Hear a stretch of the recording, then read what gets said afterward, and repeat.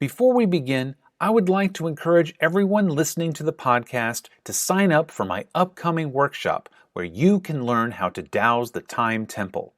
The Time Temple Charts is an Akashic dowsing system designed to locate the coordinate in space-time where you are in your consciousness development and to clue you in on what you need to be doing right now in order to live your very best life. Each student receives a complete set of professionally printed charts, a textbook, and over 15 hours of interactive instruction. The workshop will be held via Zoom on June 24th, 25th, and 26th. Please visit www.vitalbioenergetics.com/retreats to reserve your spot today. And now for today's podcast. Welcome to High Vibes with your host, Bill G. At High Vibes, we're looking into what it means to be a fourth dimensional being in an ever-changing world. We hope that by listening to our podcast, you can feel a greater sense of peace and connection as we collectively raise our energetic vibration to the next level. And now for today's podcast.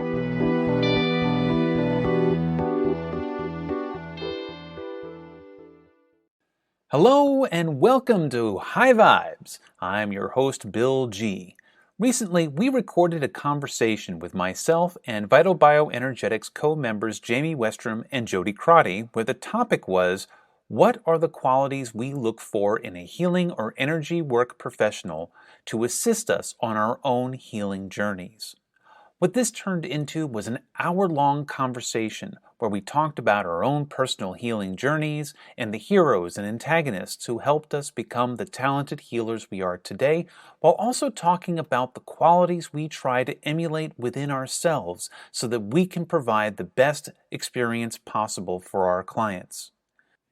Since we like to keep our episodes here at High Vibes to less than half an hour, we decided to break up our conversation into 3 parts so that we can include each part of the recording by breaking up our conversation into various subtopics. In today's episode, we'll talk about the importance of personal integrity when it comes to both seeking a healer and being the healer of choice for our clients. We also talk about how no matter how much we try to provide our clients with what we believe that they need in this moment, that sometimes the relationship doesn't work out, and that's okay, because not every healer-client relationship is going to be a perfect fit. And now, on to the conversation. And so that's something very important for me too. When I'm seeking out somebody, if I want to see somebody to help me lose weight, well, I better have lost some weight or have some experience with that. Or otherwise, anything that I say is that, even if with the Akashic dowsing or whatever, anything that I say is going to come across as being empty, because they're like, well, you're obviously not walking the walk here. You're just espousing some, psychobabble at me, and you're not making me feel any better. And so when someone sees you, when I'm looking for somebody who's going to help me out, I want to know that they're living the life that I want to see in me. That there's something in me that I'm missing, that they may have figured out. Maybe not all the way. It's okay that they haven't figured it out all the way. That they're still learning and whatever. But they've made that choice, or they've hit those choice points, and they're like, yeah, I got this, and yes, I can talk about this because I've been where you're at. That empathy again. I've been where you're at, and I've gotten through it. I've done that healing myself. You mentioned sexual trauma. Me too. I had that when I was 5 years old, sexually assaulted, 5 years old, and then it took me until I was in my 30s to even acknowledge that it happened. And then to go through that, and then to do the healing work that went with it. And now I'm working with several clients who've had that. And when did that happen? After I had addressed it head on and done my healing work and done my shadow work with that. And then the clients showed up and they're like, I licked that one. Let me tell you the tools that I used for that, and maybe they'll help you. Being a veterinary technician and understanding when a client has to euthanize their animal. Mm-hmm. It's the most hardest decision. I've been there. I've done it with my own animals. And rolling into that as a pet loss professional, to where I worked at a pet memorial center, to where the actual grief that a family, how does a parent tell their child that their dog has been euthanized? I've been there. I've done that. Mm-hmm. So I totally agree with you on that.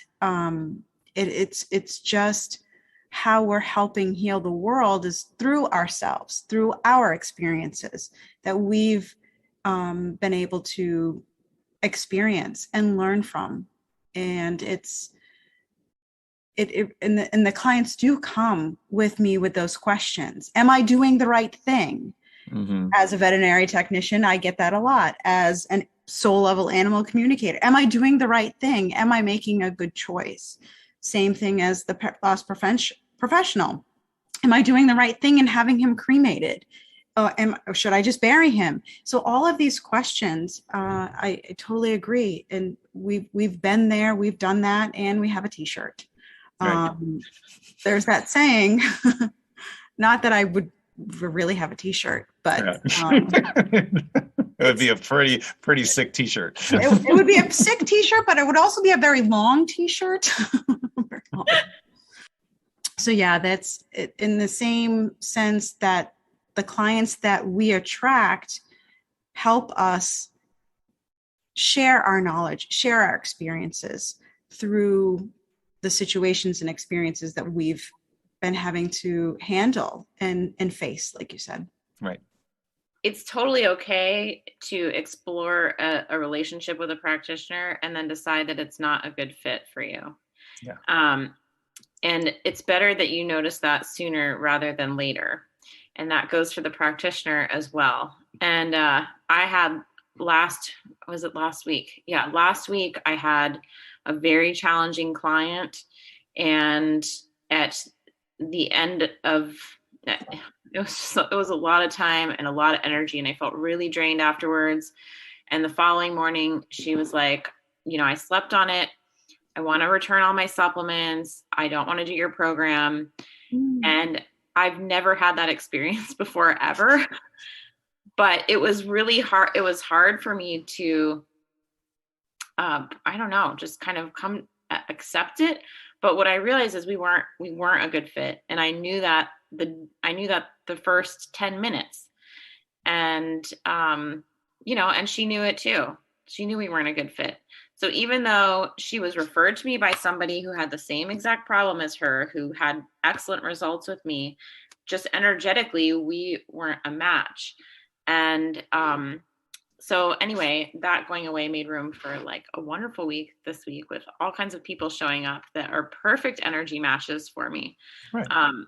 And so I think, there is something important about, before you even go see someone, take some time and read their website and find out a little bit about them, or call them and see if you can have a conversation and tell them a little bit about what your goals are, so that you can find the right person. Right. Something that Nina and I will often do before we'll even connect with a healer, if they've got a book or they've got a website or they've got some publications or some YouTube videos or whatever, we'll check those out. And that will allow us to also get an idea of who they are, what their approach is, and that gives us a better idea than going forward. Is this someone going to be a good fit for us? Do your research. Are you feeling connected to this person? If you're not, then that's okay too. And finding a healer or a practitioner that is going to help you, for me, with the loss of your pet or whatever, if you are just not feeling, and that's okay. And again, the similarities, Jayme, with your situation and a client that I just had was really very similar. And so the same thing, to where the animal was, and that's the thing, is like, I can't guarantee what the animal is going to say. I can't guarantee And I feel like this client was looking for me to guarantee. Or the client is looking for you to fix them. Correct. And that I run into that actually quite often. You're like, okay, right now you're doing the dowsing and you've waved the pendulum. Why aren't I fixed yet? Mm-hmm. Right. And my response is, the knowledge gave you an opportunity to change your path, but I can't change your path for you. It's a choice point. And I've had clients where I've said, okay, all right, this is going to be our last session for a while because we have very clear instructions here. You need to do blah, blah, blah, because that's the thing. Your high self is saying you need to really take stock of where you are in your life or your relationship and whatever, and you need to take some time to do it. So you call me back in 6 months or whatever, if you want. You don't have to. But we've done all we can. You have your knowledge now. Now the choice is up to you. Now you can take that knowledge and learn and make a choice, or you can you can not call me again. That's fine. And the thing is, I'm not going to take it personally one way or the other. And some people don't call me back afterwards, and which is fine, because if they're constantly calling me and seeing me over and over and over again, and we're not getting anywhere because all they want is the quick fix, then we're not doing the work anymore. All we're doing is I'm becoming your sounding board, and that's not what I'm in this for. I'm in this to help you find your way, not to give you a pill that's going to make you feel better. Well, and I think in my line of work, that especially with a client that's grieving the animal, that just might be what they need to talk about their animal and to share different experiences and just verbalize and kind of get it out. And if that's what they choose to use the session for, then that's okay. But I totally agree with you. It is, as Jayme had said before, when we are helping as practitioners and our clients to a point to where we become physically exhausted. Right. And we've exasperated every piece of us. It as Jayme said, it's not really a connection. I mean, I don't want to have to feel so drained after a session. Most of my sessions, I get so excited. And I don't know if Jayme and Bill, you do feel this, you feel jazzed. You're like, wow, this is amazing. This is so cool. And that's that connection. When you feel that with a practitioner, or you feel that with a healer, and you feel that kind of jazz, you feel like I felt with Bill in the beginning, that curiosity, that wonder, wow, I wonder what he's going to say next time we talk. That is the good thing. And that's that connection. Yeah, that's exactly how it should feel. Absolutely. Yeah. It seems like the consensus of the room here is that what we look for is people in the healing community. When we're looking for someone who can help us, we're looking for somebody who has had some shared experiences. We're looking for someone who has a degree of knowledge that maybe we don't have, some extra wisdom that we don't have, or maybe a talent, because the animal communication thing is that's a developed talent, not so much because I can't talk to animals the same way you can. So it's there's a superpower involved here. Not really a superpower. We can all really do it. It's just the intuition. It's a trained power. How about that? Okay. It's a trained power. It comes out. Okay. So it's a skill that most people don't have, that they haven't developed.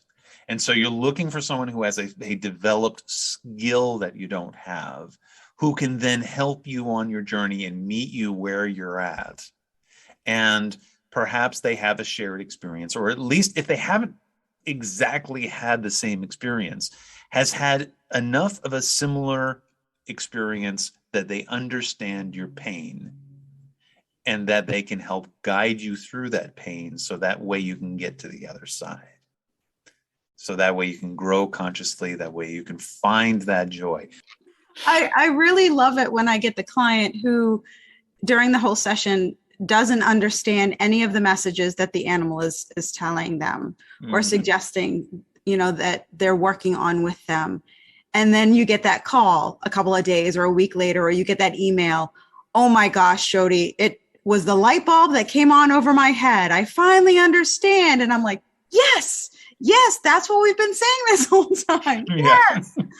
So it's that joy, it's that excitement, that curiosity, that wonder that through your own intuition that that's a good connection. Thank you for listening to part 3 of this conversation with Jayme Westrom and Jody Crotty. This was an incredible conversation with 2 extremely talented healers, and we cannot be more privileged to have them as part of our Vital Bioenergetics family. If you enjoyed the conversation and would like to hear more like it, please hit us up on the comments section, and be sure to like and subscribe if you're listening to YouTube, or hit that follow button if you're listening on your favorite podcast platform. If you have any suggestions for future podcasts, or if you would like to be a guest on our show, either leave us a comment or contact me directly through my website. If you're interested in giving one of us a try, be sure to check out our websites or set up an appointment.